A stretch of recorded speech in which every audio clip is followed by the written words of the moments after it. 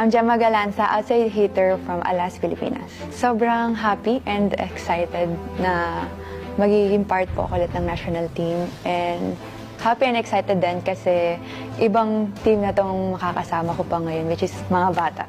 So, ang pinagkaiba lang po, sila na ho yung nag-aate sa akin and kumbaga mas mag-guide na sa kanila and mag-lead na rin.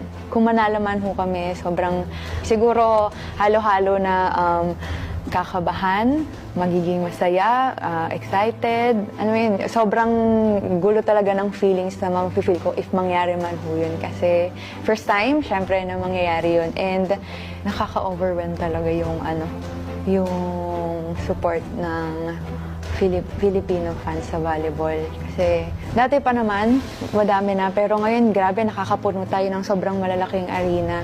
And happy lang din na hindi lang sa mga Filipino athletes, sa international